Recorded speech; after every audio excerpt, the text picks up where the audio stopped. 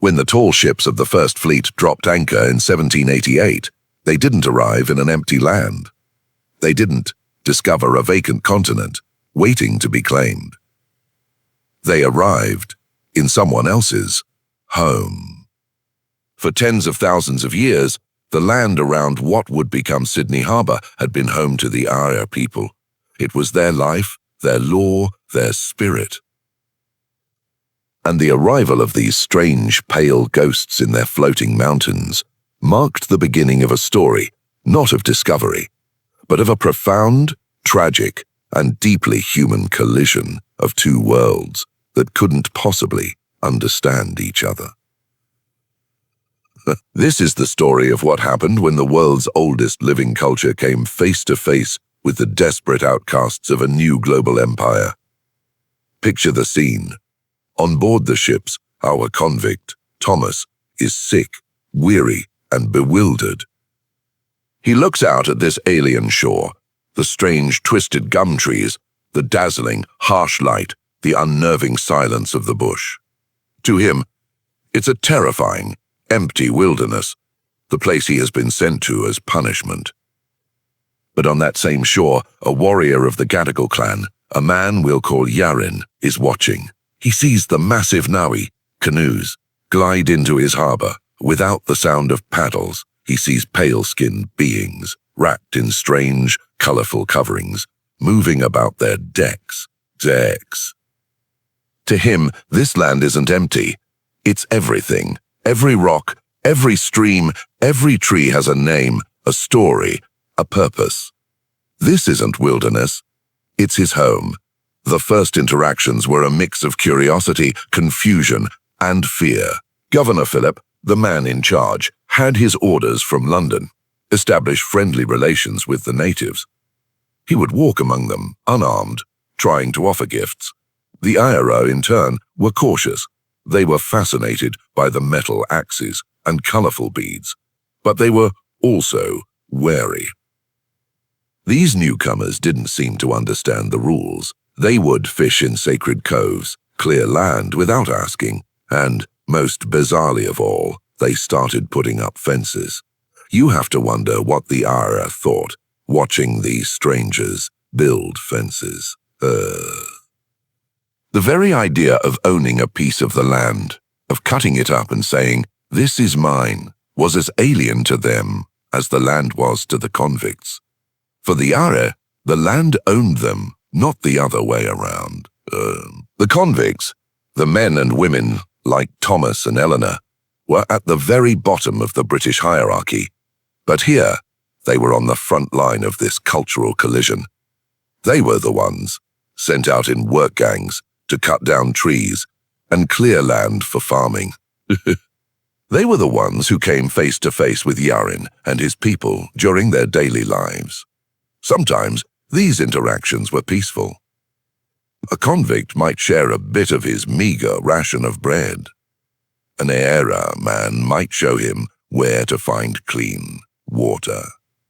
These were small, fleeting moments of shared humanity. Two groups of people, both dispossessed in their own way, finding a brief common ground. But the good intentions of Governor Philip soon took a darker turn.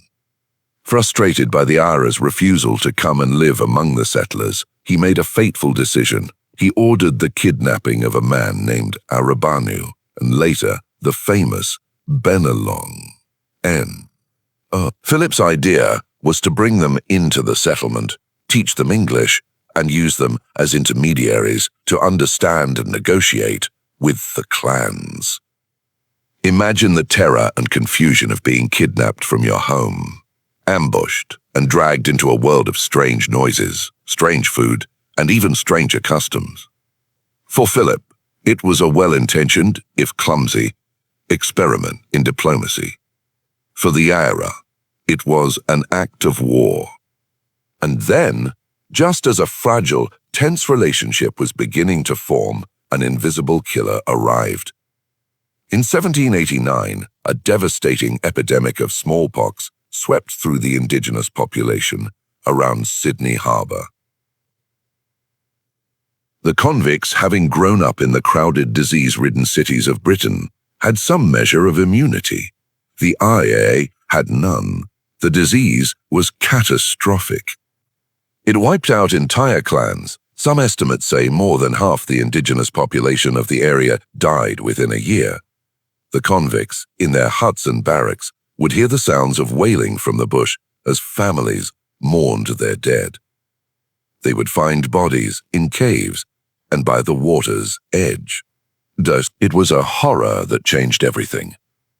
The vibrant, confident era society was shattered, its numbers decimated, its social structure torn apart. The balance of power on this contested slice of land had shifted, not by musket, but by microbe, foot by microbe. For the convicts who survived this period, life was about building a new world on the ashes of the old. For Thomas and Eleanor on their small farm, the relationship with the remaining indigenous people was a part of their daily life. Sometimes it was tense. Fu, a group of warriors like Yarrin, their people starving because the settlers' clearings had driven away the kangaroos, might spear a pig or take some corn from a convict's farm. From their perspective, they were not stealing. They were taking what they needed from a land that had always provided for them, from people who had taken so much more. From the convict's perspective, it was a terrifying theft of the precious food that stood between them and starvation. Perhaps in a small moment, a flicker of true understanding passed between them. Maybe Thomas, seeing the hunger in Yarrin's eyes, remembered his own desperation when he stole that piece of cloth in Dublin. Maybe Yarrin, seeing Eleanor tending to her small child, saw a fellow parent trying to protect their family. These moments were rare, but they must have happened. Two people, from worlds apart, finding a common ground in the simple, universal act of survival. But these small moments were often drowned out by the larger cycle of violence. As the colony expanded, the conflict over land and resources grew.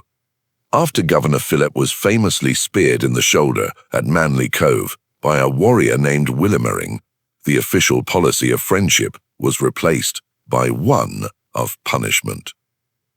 Punitive expeditions were sent out, made up of soldiers and sometimes armed convicts, with orders to chastise any indigenous group that caused trouble. This led to a tragic cycle of reprisal and revenge. The initial curiosity and misunderstanding hardened into fear and hatred. The convicts were caught in the middle. They were the ones most likely to be attacked in their isolated huts, but they were also the ones who had the most day-to-day contact with the local people. Some, no doubt, were as brutal and racist as any soldier. But others formed relationships, traded knowledge, and found a shared enemy in the red-coated authorities. There are stories of escaped convicts, bushrangers, being sheltered by indigenous clans, finding an acceptance in their society that they never found in their own. The story of the first contact between the convicts and the First Nations people is not a simple one of heroes and villains. It's a messy, complicated, and deeply tragic human story. It's about the arrogance of an empire that believed it could simply claim a continent, and the profound resilience of a people who refused to be erased. It's about the convicts who were simultaneously victims of a brutal British system and, through no real choice of their own, participants in the dispossession of another people. This complex and difficult beginning is woven into the very fabric of Australia. The legacy of that first collision, the stolen land, the devastating diseases, the cycles of violence, but also the rare moments of connection and shared humanity, is something we are still grappling with as a nation today. It's a vital, somber, and necessary part of our story. And to truly understand who we are, we have to be honest enough to look back at that shoreline in 1788 and see the story not just from the decks of the ships, but from the perspective of the people who were already home.